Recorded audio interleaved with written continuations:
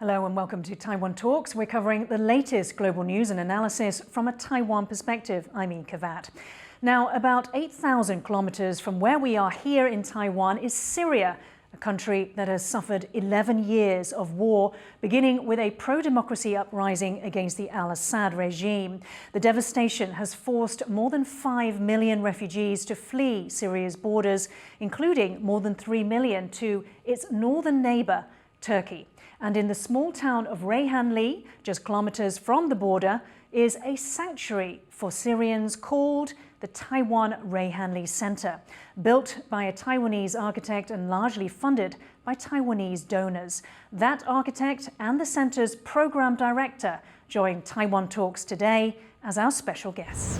So let me introduce Dr Chiu Chen-yu, Taiwan Reyhanli Center founding director and architect, formerly of Bilkent University Department of Architecture in Turkey, and also formerly Technical University of Munich in Germany. Among other things, Dr. Chiu implements the Taiwan Center's humanitarian programs and the collaboration of local NGOs, business sectors and grassroots. And Walid Abdi, Taiwan Reyhanli Center program director, formerly Ankara Immigration Office volunteer, and he assisted in establishing the Building Bridges for Refugee Children program. Walid is responsible for the internal management of the center, as well as PR and financial and political issues. And earlier I sat down with Stanley Yen, known here as the Godfather of Taiwan Tourism, now chairman of Alliance Cultural Foundation International, formerly CEO of the Taipei Landis Hotel and honorary president of Taiwan Tourism Association. And our reporter Irene Zhou spoke with Tahan Lin, CEO and founder of Backer Founder, one of Asia's largest full-service crowdfunding agencies. Dr. Chiu and Walid, a very warm welcome to our show today. Thank you. So let's start off with your origin stories. Chiu, how did you come up with this idea for the Taiwan Center project? How did it come into being? Because I think around 7 years ago, I started to work at Bilkent University at Ankara as an assistant professor teaching the history and theory of architecture. And during that time, because the Ministry of Foreign Affairs Taiwan would like to donate $400,000 to build an elementary school for the Syrian refugee on site at the Reyhanli. But unfortunately, during that time, we cannot find an architect. There's no design fee, there's no fee for consultants, there's no fee for traveling, and there's no fee for insurance. You say, why insurance? Because we have suicide bombing, we have terrorist attack. So there's no architect want to take this project. Right. So, but you studied architecture. Yes. Yes. And but of course I'm not an architect because I just like, what should I say, the useless academic. So the ambassador asked me, hey Chiu, would you like to give a help? And I said, sure. If I don't do it, I will regret. I know I do it, I think I will fail. Because 7 years ago, there's no such building ever built at Turkey. In what reason myself, Taiwan, or Taiwanese government can do this job? But I say, I would like to try. At least I can fail once. So this was 7 years ago. Yes. And it's a miracle. The center is totally completed, and also we almost reached our target, and we serve more than 500 families on site. And I believe in the future we can do more. And how did you get from Taiwan to Turkey? Maybe I should say I should introduce myself as a kind of academic refugee because I finished my bachelor degree in Taiwan, and also I completed my compulsory military service. Then I studied at the Columbia University in New York for my master's degree, go to Australia, University of Melbourne for PhD, Aalto University, Helsinki, Finland, postdoc lecturer. And this was all in architecture? Yes. Yeah. So you knew the theory, you knew all the principles behind. Yes. So you were quite well equipped for this task. Yes, I think I should say I want to be architect. I want to create a meaningful architecture to improve the equality and the sustainability of human life. But my family is not powerful. My family doesn't have a lot of money. So I tell myself, let's have a trip to see the world. And maybe one day, maybe I have a chance. Or maybe I don't have a chance. But I would like to study and learn the history, to see the civilization. Maybe the day will come. Then the day comes. Absolutely. I think you were chosen, Chiu. Thank you so much. Thank you so much. And Walid, how about your story? You fled Aleppo during the war, and how did you come to the Taiwan Center? So when I was in Aleppo in 2011, I was studying in university at that time. So due to the war, I had to come to Turkey at 2012. And then after that, I was studying in Ankara, where I met Mr. Chiu. So I have my close friend, Mr. Ho, introduced Mr. Chiu to me, and Mr. Chiu explained to me his project, and I was so touched. So in that time, I was in my last year of the university. So I decided to go and work with Chiu, because if I'm as a Syrian, I have to help my community as well. Like when I see Chiu, he's coming from very far away to help us. So me too, I have to help them, which I was doing as well. So this is how I start to work with Chiu and come to Reyhanli Center. Wonderful, thank you. Now, Dr. Chiu has said the beauty of the Taiwan Center is that it takes a military border wall that divided and excluded people and turned that wall into a welcoming shelter to protect and house people. Our first report by Rick Lau at Pichi Zhuang and Andy Xue.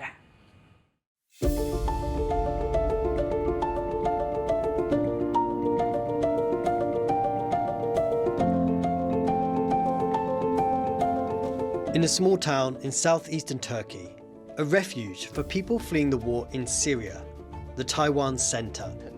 Taiwanese architect Chiu Chen-yu designed this building using blocks of Turkey's border wall with Syria, which lies just kilometers away from the town. The war, not for separating the people, the war is for creating a place to share by everyone. And that is the Taiwan Reyhanli Center. We use the military wall and convert into humanitarian facility. The war previously separated the people, now we use the same wall, bring everyone together and work together, and we'll survive together. The striking concrete and metal structure has won awards for its innovative design. It pays homage to Syrian architecture and uses repurposed materials. It was completed with a budget of just $1 million. 52 spaces can house classrooms, shops, cafes and artist studios for the refugees. And the centre has become an important landmark in a town coming to terms with the influx of new residents from its war-torn neighbour. So we are a community. We building the building together, and by building the building together, we build a real community and we trust with each other. And this is the meaning of the architecture. Another obstacle for Chiu, building the centre with funds from and naming it after Taiwan. Under pressure from China, Taiwan is shut out from international organisations, including United Nations agencies and other major humanitarian groups. 我想我们自己都是很明白台湾的处境，就是在国际上好像似乎被人家当成孤儿一样，可是台湾却能够展现这种人道救援的这样的一个精神，这是非常不容易的。因为我认为就是，通常啊，我们在一个那个人道援助案上面呢，很多时候我们可能一笔钱捐了以后呢，就停止了，就我们跟这个案子就几乎没有了关系。可是台湾中心呢，它是一个特殊点，它是一个可以永续经营的一个案子。For Chiu, the centre, now 3 years old, is not just a building. It is a manifestation of his vision for a better world. Here, the refugees create artworks and products which they can sell to other countries, such as Taiwan. When he's back home, Chiu also shares the lessons he has learnt with others, including with students around the country. Chiu's Taiwan Center is a vivid example of how, despite the difficulties, Taiwan can help humanitarian efforts abroad. Now he's working with the next generation and hoping to inspire them to be more proactive on the world stage. It was the students at Taiyuan International Senior High School in northern Taiwan that invited Chiu to come speak at their school. 你们这个很严肃的问题，不要笑。Now they hope to launch an exchange program with Syrian children at the Taiwan Center. By listening to Joe's story, we can know that we have the chance and opportunity and source that we can help others and help the people at the other side of the world. So after seeing Chiu done something, I really hope I can visit there, and also in the future maybe I can do something to like push Taiwan into a international stage. But for Chiu, doing his part to tackle the refugee crisis is not just about showing what Taiwan can do. It's about empathizing with human suffering and doing his best to help. I know one day people from Taiwan will be respected from the world community, not because we come from Taiwan. It is because we know how to help the people around the world. People will see the hope. That is the respect for Taiwan come from. You taking care of the lives around you. So people taking care of the people from Taiwan. And that is the only solution. The real respect, the real humanity. That's what I believe. It is everyday people that pay the highest cost for conflicts around the world, like the war in Syria. But Chiu and his Taiwan Center are showing that people, regardless of background or nationality, can find the humanity, compassion and ingenuity to alleviate some of that suffering. Andy Xue, Peachy Chuang and Rick Lowert for Taiwan Plus. Joe, so let's talk about the centre itself. We've seen the footage there. When was it built? When was it opened? You know, how big is 52 units? And also a little bit about the design process, which I understand was collaborative with the community. True. So we almost started construction 3 years ago, and it takes almost around half a year to finish the first phase of construction. Then we run out of budget because we only have 400,000 US dollars. Right. So later I come back to Taiwan, and within 1 year we collect around 1 million US dollars from the society and government of Taiwan, put everything together. Then this year, in the summer, we completed the second phase of construction. So the whole size around 7,000 square meters. The interior area is around 2,500. So now we totally have 52 standardized units combined with 6 different courts as a public space. And in each of the unit we have around 50 square meters. It can build maximum 3 floors. So because it's 10 meters high. So that's the size, the physical size of the Taiwan Reyhanli Center as the biggest public building ever built at the Reyhanli. Walid, Joe talked previously about 500 families being housed there. Is there enough space for 500 families? And also, are you receiving more and more refugees? So yes, currently we are working as a team in the center, around 25 people, and for the women, we have around 500 women. They are coming to the center, but they don't come all in once. We do programming, and they come group by group. So we give them time during the week, and they still every day new women come and register themselves, they want to have work as well. So this woman every day come and register themselves, and they receive work, and then take the material, and then they go home and do the work at home, and then they come again to the center to meet the teacher and deliver their work and receive the new work as well. And we do provide the educational as well activities and sport activities as well in the center. Wonderful. And Joe, the military walls, this has become obviously the feature, design feature of the site, and you've even won an architecture award for this. Can you tell us a little bit more about these walls that, as we said, were used to divide people, now they're used to unite and build community, not just a building, but community itself. What does this project mean to you? Because today we say Syrian refugee crisis is right. In terms of the total population displaced is around 8 to 9 million people. But compared with the total population of the European society, it's nothing. But my question is very simple. Why 8 to 9 million people displaced create a crisis? So the crisis is not about refugee, it's a crisis of border. The European Union say, hey, this is a problem of Turkey. Then the problem of Turkey say, this is a problem of Hatay province. So that means all the refugees, they reaches in the southeast of Turkey, they can only stay within the province they do the registration. They can move around. Then the Hatay province say, this is problem of Reyhanli. So that means from Reyhanli to any major city within Hatay, we have a security check. Then Reyhanli say, this is a problem of the border. So 800 kilometers border wall between Turkey and Syria, they completed. But my question is, can the war stop or deal with the refugee crisis? Of course, you cannot.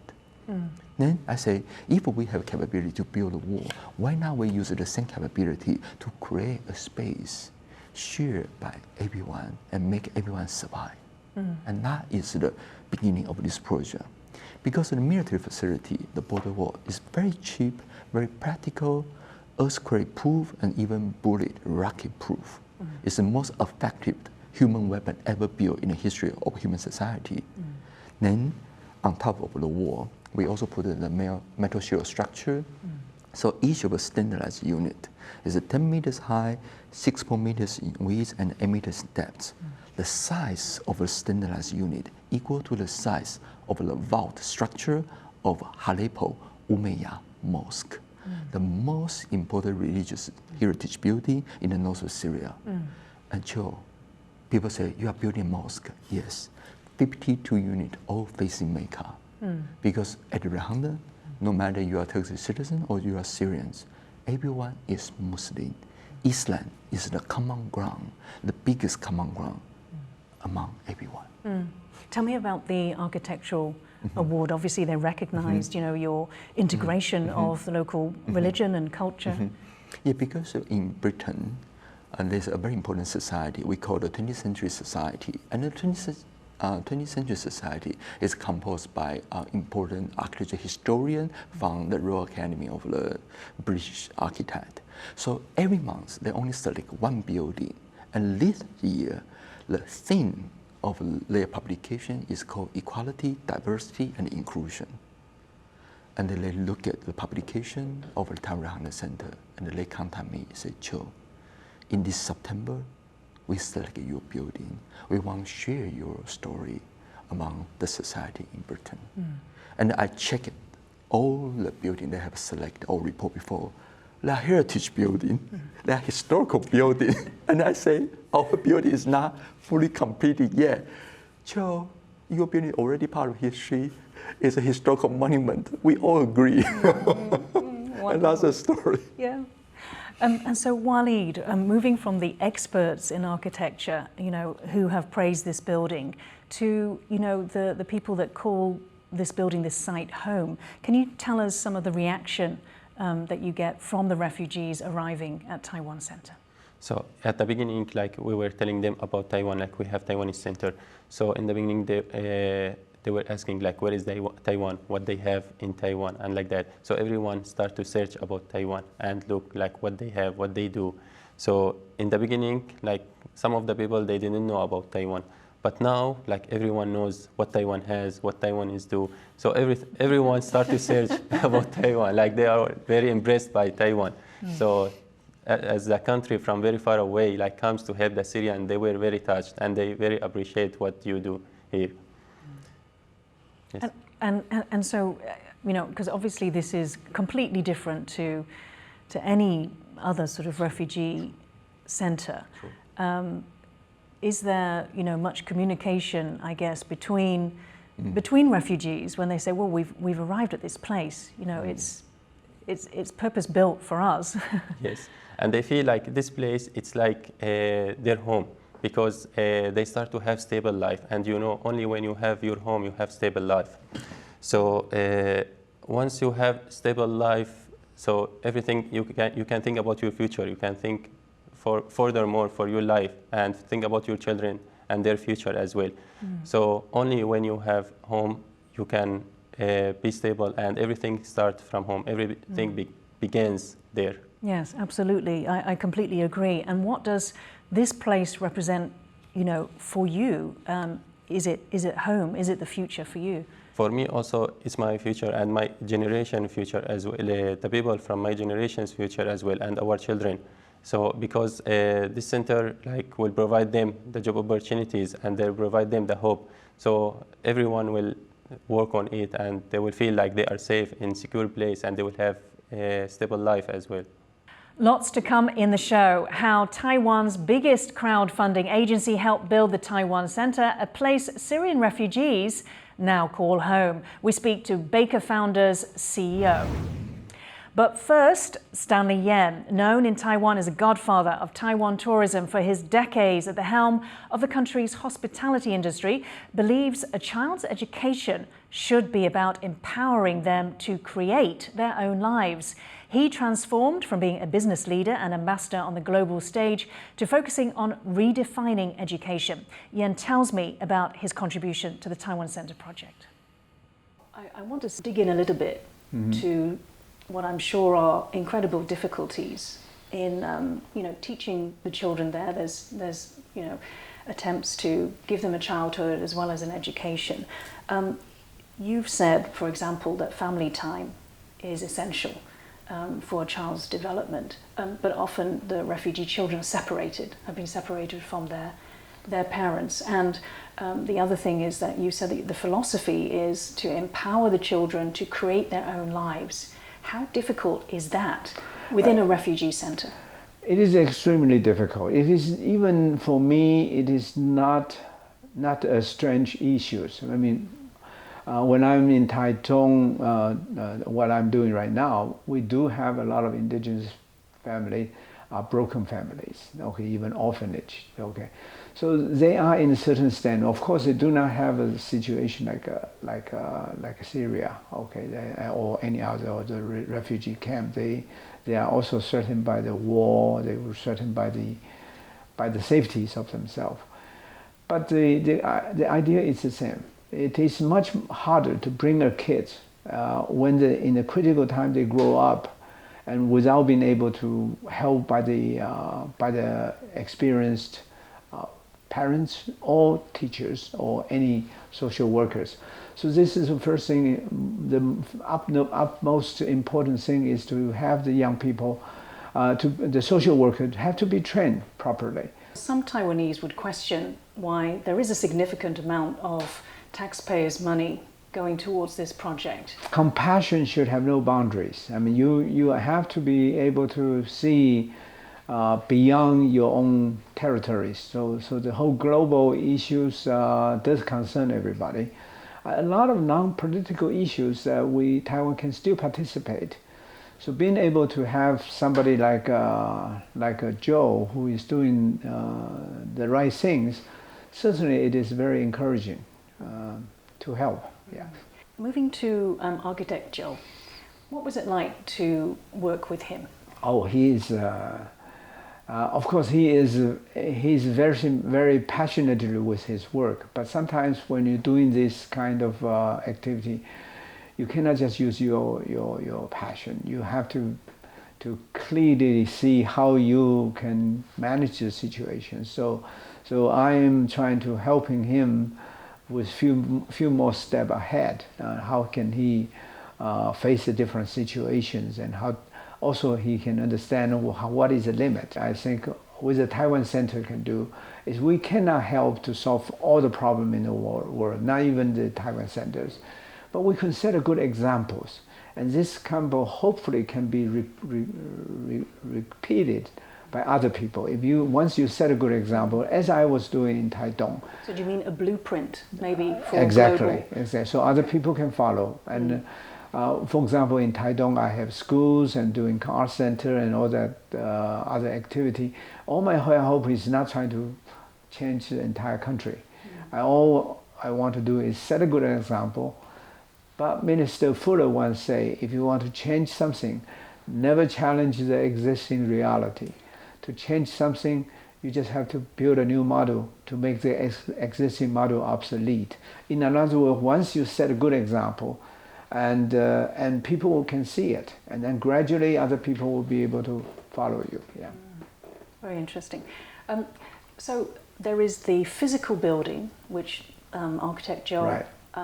Largely looks after, and then your component, we could say, is the content, is the philosophy, as well as architects as well. Right.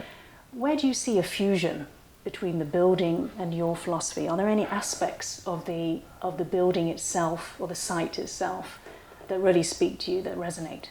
I think it is a good idea as an architect who can come up with a creative concept without spend too much money and use the cement boundaries or whatever, and to build the buildings, and they even have done. I think when you are not totally completed, actually you leave some room for the refugees themselves to help themselves. And you cannot just let them put their hand up all the time waiting for somebody to help you. You have to try to put your hand up, down, and able to also engage with the project. So become stakeholders. Exactly, yes. Yeah. Do you believe that Taiwanese should learn about this project and that it is a project that Taiwanese can be proud of? I definitely think so.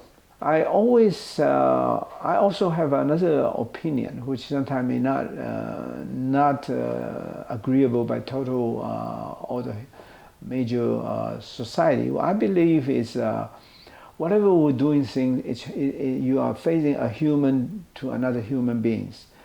Sometimes we can do away with your name of your countries. Sometimes you can do away with the logo of your organizations. In another word, you just purely showing your compassion to other peoples. So this is probably a heart-to-heart kind of activities or movement sometimes probably will touch other people's heart even deeply.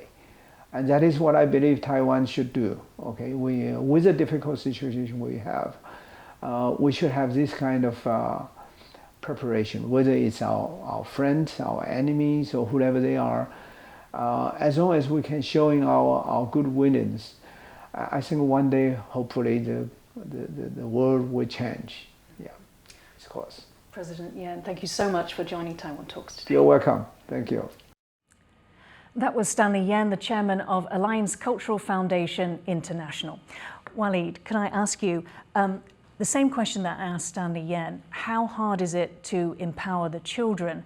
But could we switch the focus now to the adults and maybe the women? How hard is it to empower women who are refugees? It's very difficult for the children. Like first when they were in Syria, like because of the war, they lost their schools, so they have no education. And then after they moved to Turkey, they have the language barrier. And there is a few years like they lost between these two countries, like when they were there until they come to Turkey. And then when they enter the Turkish school, like they have this, as I said, the language barrier. So we can say like we have this lost generation without any help. So when they entered also the Turkish school, their families doesn't know Turkish to help them as well. So without the help of the organizations and the NGOs, so it will be very difficult for them. And we were thinking how to help them, so we chose to help their mothers, because the majority in Reyhanli, they are 70% women and children. So once we help their moms, so they will take care of their children, and they will send them to schools or give them, we provide them also lessons in the center. Like what sort of subjects do you teach in the center? We teach Turkish, Arabic, and English as well. And we do teach music and sports as well, and drawing. Wonderful. This is for the children. And Dr. Chiu, I understand that this was your first construction project, as you explained. In my life, yes, totally amateur. It was a wonderful first project. I mean, yeah. What obstacles did you encounter? I think the most difficult thing is about the trust. I remember, because when we try to donate $400,000 US, as you know, it's a public fund. It's like an annual budget. So that means you need to finish everything within 6 months. But it took 6 months to sign MOU between us, between the municipality of Reyhanli and the government of Taiwan, because there's no trust. Right. The deputy mayor, Joe, you don't come to my office drinking a coffee with me. You don't come to my house to say hello to my mom. Who you are? Are you a good person? we don't know you, so we will not sign it. Oh. So did you have to do that? Did you have to have the coffee? You had to Yes, go to yes. So that's why I should say we are not building a Taiwan Reyhanli Center, we are building a trust. Once we have trust, and they believe Chiu is a good guy, and he wants to do meaningful things, then everyone will help you. So with this a tiny budget, because everyone becomes a stakeholder, everyone becomes a donor or contributor. So we build the building, and we also build a community together. So after we have trust, I can say now, at this moment, Taiwan Reyhanli Center, everything, whatever Chiu say, everyone agree. We do everything beautifully, perfectly, without any compromise. This is Taiwan Reyhanli Center now. And was there any detractors, critics of this project from further afield? Because yes, it's a humanitarian work, is right, and it's also a construction. Definitely, let me tell you the truth, because usually the INGO, International Non-Profit Organization, they never want to build any building. Because why? They also have annual budget. So that means next year, if we don't have budget, we won't do anything. But usually the construction period is usually over than 1 or 2 years. Yeah. So that's why no one wants to invest on building. So what does that mean? Now we build a building, we need to manage, run this building at the end. And then no one wants to deliver a commitment about this. But I say, it is my first building. It can be the last building in my life. So I become a volunteer as the founding director to manage this building. So we signed a contract between me, Walid, and the municipality. And lifetime volunteer director, and Walid is a lifetime project manager of the Taiwan Reyhanli Center. And basically, we cannot resign, is that right? No, we have no chance. Because the city council, they also passed a bill to legalize our status. Oh. We passed the bill. I know it sounds crazy, but I say, let's trust us. So that's why 3 years ago, I only have $6,000 left in my own pocket, 6,000. And I tell the municipality, I will complete the building. I will manage the building. Trust me. Just grant me more time and give me more your patience. I will do everything as I promised. After 3 years, as you can see, we survive, and the Taiwan Center will move on. And how about the name, Taiwan Center? Given Taiwan's position globally, did you have any pressure from China? Yeah, definitely. The government of China, they have a big problem about the center, especially we use the name of Taiwan. So even they complain officially and they suggest the Turkish government to change the name. But fortunately, because of our trust, our collaboration, the name still keep the same. And to me, I think this is something very important. Taiwan Reyhanli Center is not just because it was built by the effort from this island we call Taiwan, or people from this island. The Taiwan, to me, is represent a universal, the basic humanistic concern. It's a universal value. No matter where we come from, human being just help human being. That's all. I hope one day the people from Taiwan will truly receive the respect from everyone around the world, because we understand to find the darkest corner of the world and to share a light of the hope and guiding the society, guiding the global civilization, move on and deliver a hope to the people. They desperately need hope. I think that's the true value of Taiwan. And Walid, we've talked about hope before, and Chiu has just mentioned this. So for the refugees who call this place home, what's the next step in terms of trying to get the legal status? We also mentioned legal status. Is this something that can be done? Yes, many of the women like now they request to have some units in our center, so they will open their own business because we have 52 units. So many of the women know how to do weaving work or etc. whatever. So many of them they want to have their own business now. Like they were working as a team all together, but now they want to improve more and they open their own business as well and run it in the center. Like each woman, it depends on their request. Like there is weaving classes or kitchen, community kitchen, or embroider and drawings. So we have many fields for the woman who wants to run their own business as well and improve themselves. Wonderful. So I also understand that you're currently in Taiwan to raise money for the next phase of construction. So something that's hard to get your head around, how about taking the Taiwan Center's iconic arches, making it into digital art and selling it to raise money for the center's next construction phase? That's what a Taiwanese company called Join It has done. Rick Glauert, Pichi Zhuang and Andy Xue investigate in our second report. This is a non-fungible token, commonly known as an NFT. It's a unique cryptographic asset built online using blockchain technology. Now, the Taiwan Center, an award-winning building in Turkey for Syrian refugees, is using this technology to encourage people to get involved and donate to their project. It is backed by Taiwan firm Join It. They claim that using NFTs helps boost security and transparency for donations.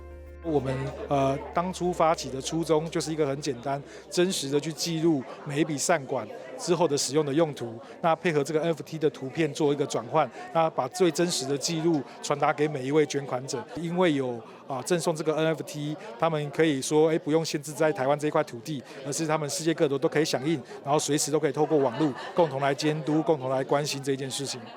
The Taiwan Center in Reyhanli, southeast Turkey, is just kilometers from the border with Syria. It was created by Taiwanese architect Chiu Chen-yu. The concrete and metal design uses part of the nearby border wall in its construction. It also emulates Syrian architecture. Definitely it's a monument because it's the largest public building in Reyhanli. And also, I don't say it's fortunate or unfortunate. It is the first humanitarian facility specifically built, designed for responding to the refugee crisis in Turkey. But also it represents the transformation from the military facility into a humanitarian facility. Also, it's a truly participatory design process because 52 units, each unit, the program is open. And who designed the program? Let's design the program together with the local community. In its 3-year history, the centre has changed the life of many Syrians, providing refuge, education and employment. These include Walid, who fled to Turkey from the city of Aleppo and now helps Chiu run the centre. When he told me about the project, and me as a Syrian, I was touched, you are as a Taiwanese, for example, and coming from very far away to help us. So it's my responsibility as well to come with you and help my people as well. So we went together to Reyhanli and we created this center. Okay, so it was very good of him to come from very far away to help our people. And as he mentioned always, the refugee issue, it's not only Turkey or Reyhanli problem, it's everyone's problem around the world. So from that perspective, he comes to Reyhanli and help us. In this latest NFT-assisted round of fundraising, Chiu and Walid hope to develop more of the spaces and provide stability for more Syrians in Turkey.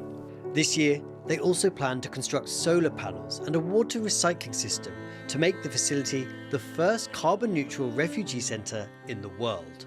Çok şey değişti. Hem Reyhanlı'ya gelen Suriyeli mülteciler açısından hem de Reyhanlı ilçesi açısından çok şey değişti.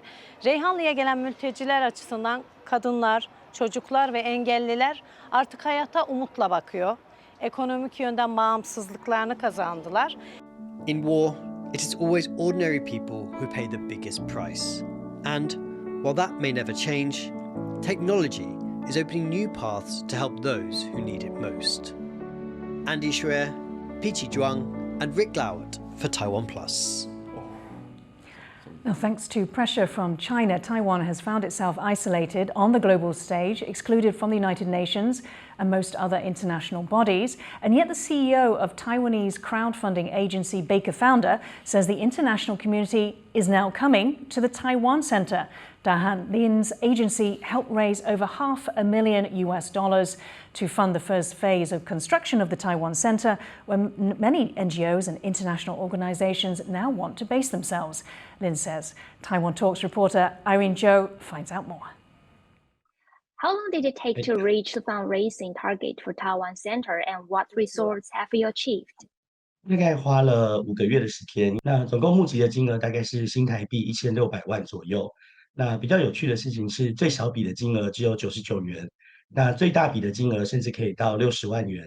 那例如说，如果你赞助99元的话，大概相当于帮这个组织做了什么事情。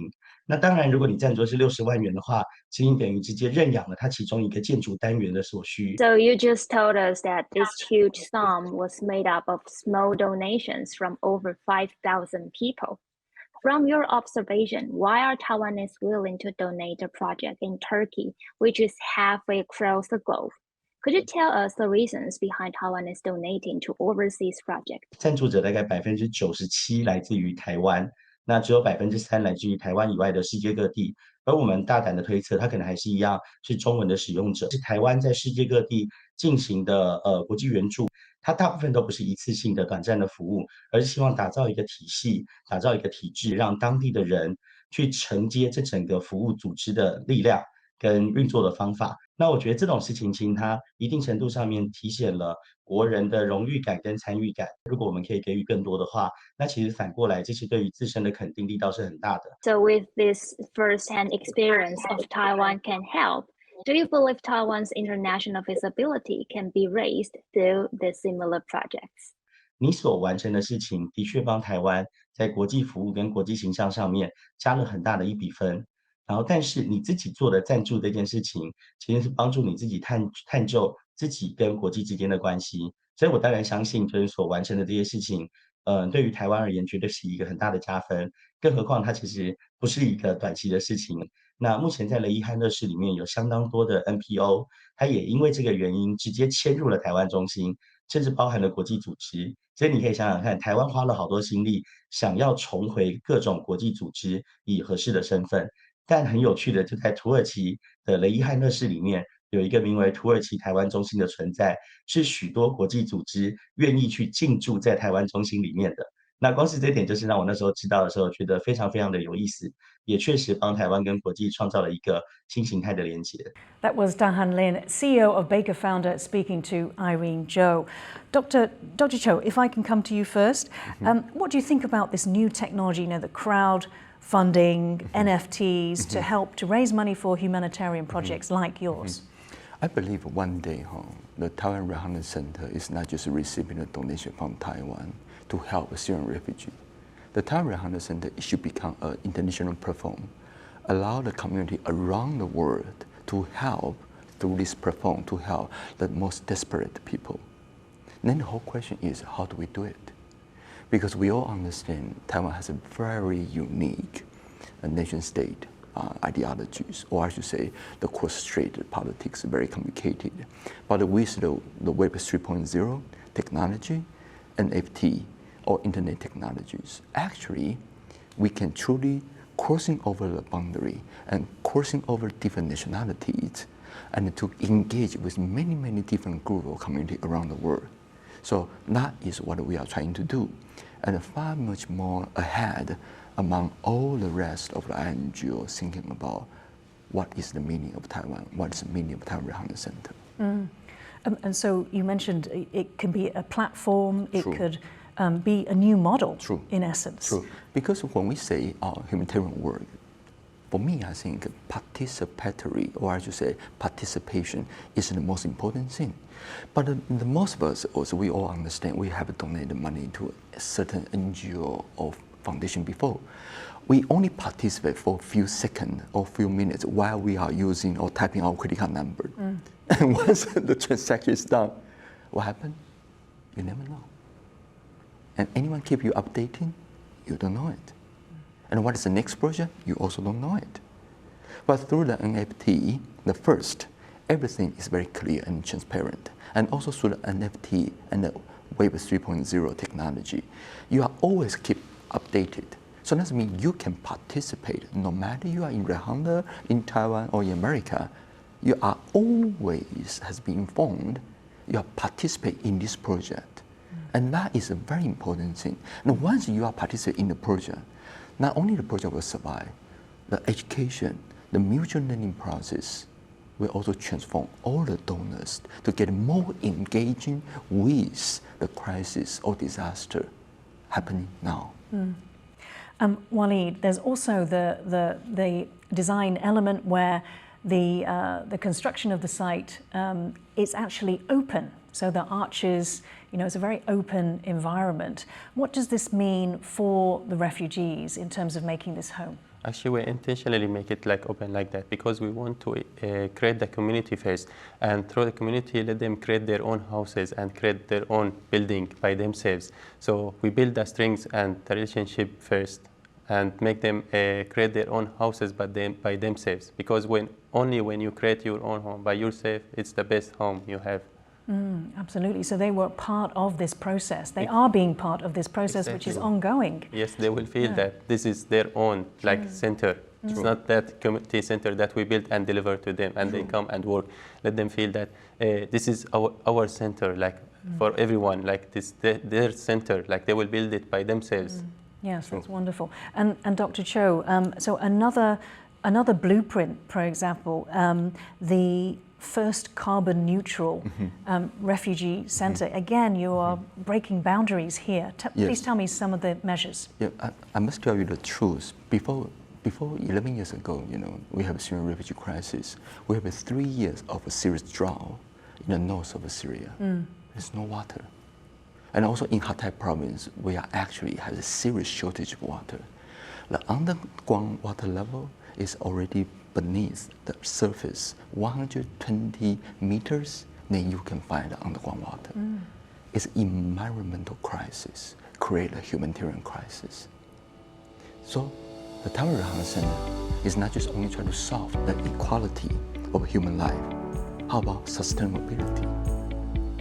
We have less water, and also, unfortunately, the health of the soil become worse and worse because we put too much chemical fertilizer. So how do we do it? And also in Hatay, we have a very serious shortage of electricity. What I feel is in the next 20 years, this civilization will disappear, the so-called modern society. We must start to think about where the electricity comes from.